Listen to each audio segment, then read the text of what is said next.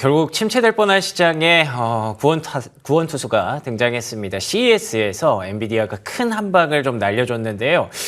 이뿐만 아니라 JP모건 헬스케어 그리고 이번 주 CPI 발표까지 또 본격적인 실적 시즌의 시작까지 이번 주 산적한 이슈들이 굉장히 많습니다. 이런 이슈들 저희가 직접 분석하는 것도 중요하지만 미국 현지 분위기 들어보는 것도 중요할 것 같아서 이번 시간 조금 특별하게 마련했는데요. 유산남 대표 연결해 보도록 하겠습니다. 대표님 안녕하세요.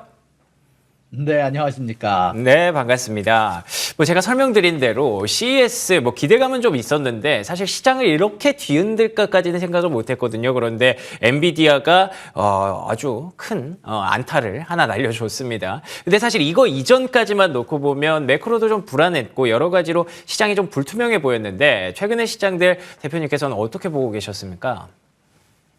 일단 최근 들어서 조정장이 좀 강하기는 했으나 오늘 같은 경우는 여러모로 좋은 뉴스가 좀 나와줬기 때문에 반등한 것으로 보이고요. 그중에 하나가 엔비디아의 발표 4080 슈퍼가 나오게 되는데 가격을 싸게 발표한다는 점도 플러스가 됐지만 이것 말고도 사실 사우디에서 발표한 전체적인 배럴당 $2가량의 공식 가격 하락 자체도 오늘 유가를 안정시키면서 전체적으로 이번 주에 나오게 될 CPI에 대한 기대감을 심어주게 되면서 오늘 전체적으로 플러스가 되는데 커다란 역할을 한 것으로 보이고요. 아무래도 이런 것들 말고도 사실 최근 들어서 안 좋은 소식들이 몇 개가 있긴 했죠. 노동 관련된 부분들이 너무 강하게 나오면서 시장에서 좀 부정적으로 받아들이는 부분들이 결국 금리 인상으로 이어졌고 금리 인상 자체가 주가를 떨어지는 부분들이 사실 저번 주에 지속적으로 나오긴 했는데 아무래도 이런 부분들을 반전을 주게 될 만한 CPI가 이번 주에 나오게 될까가 아무래도 가장 중요하게 볼 만한 포인트가 될 것으로 보입니다.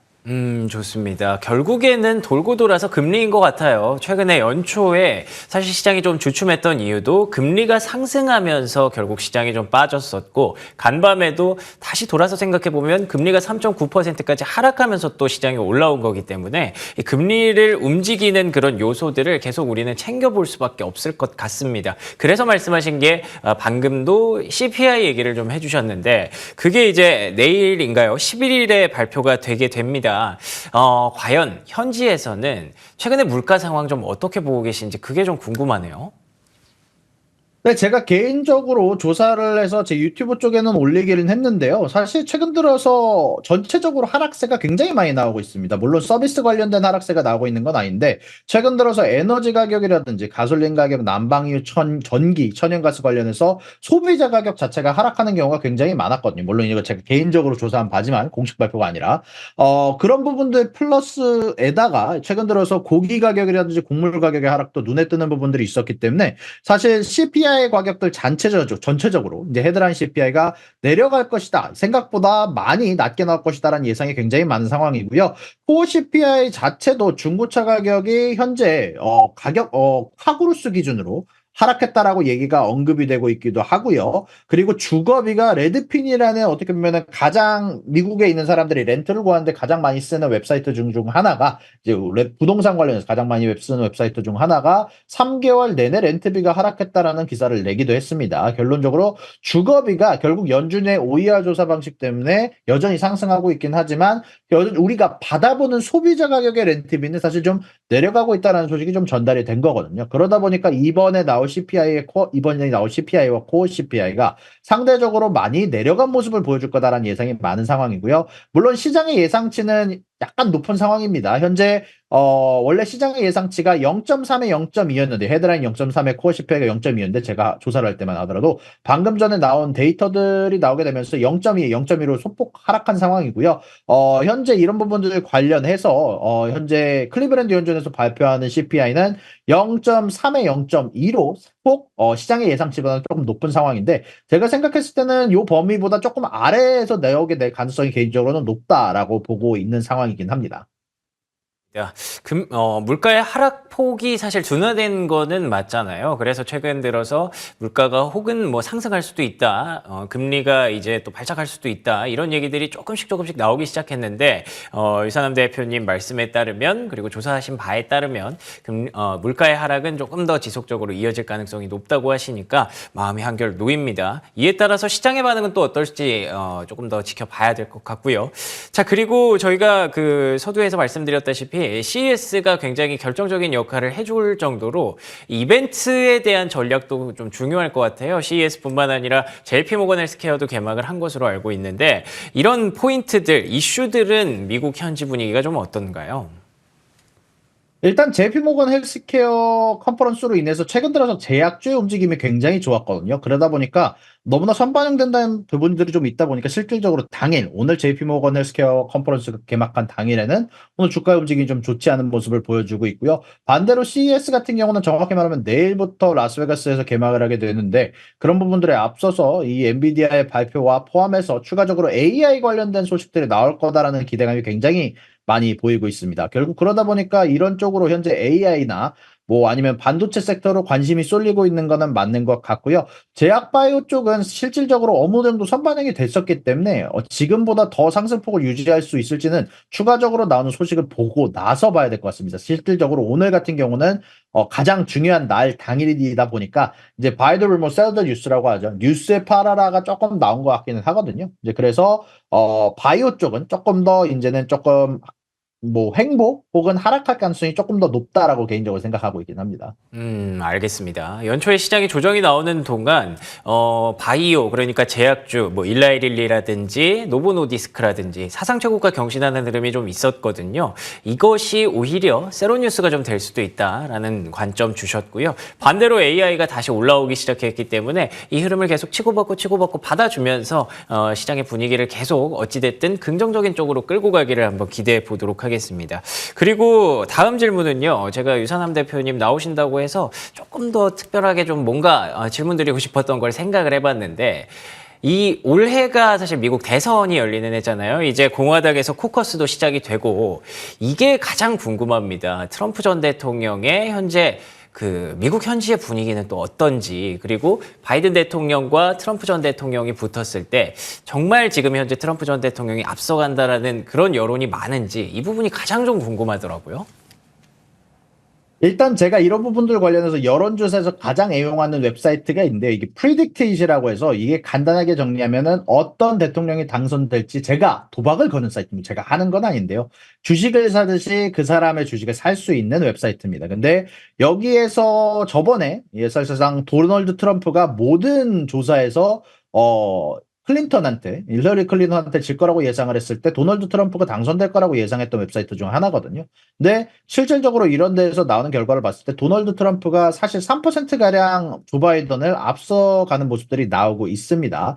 다만 그럼에도 불구하고 최근에 변수가 되고 있는 것들 중 하나가 앱스타인 리스트가 조금 변수가 되고 있는데 앱스타인 리스트에서 도널드 트럼프랑 지속적으로 연관된 내용들이 뭐 지적적으로 뭐 범죄를 했다라는 건 아니지만 아무래도 범죄자와 친분이 있었다라는 점이 지속적으로 악영향을 좀 끼치고 있는 부분들은 나오고 있고요. 그리고 트럼프 대표가 최근 들어서 여러 주들에서 벤이 됐다는 사실 자체가 전체적으로 유권자들에게 악영향을 주는 부분들이 있어서 사실 만약에 둘이서 붙게 된다면 도널드 트럼프가 이길 가능성이 높기는 합니다만 중요한 거는 니키 헤일리와 붙어서 이제 도널드 트럼프가 사실상 공화당의 대표로 나오기까지의 과정이 조금 더 중요한 과정이 될 것 같다라고 생각이 들고요. 그리고 요거는 조금 어차피 걱정하지 않아도 되는 부분들 중 하나가 도널드 트럼프 같은 경우는 사실 결국 공화당 쪽이 더 대법관들을 많이 임명을 해놓은 상태거든요. 그러다 보니까 대법관의 공화당의 입김이 상당합니다. 그러다 보니까 지금 뭐 콜로라도라든지 아니면 몇몇 주에서 도널드 트럼프의 대선 출전을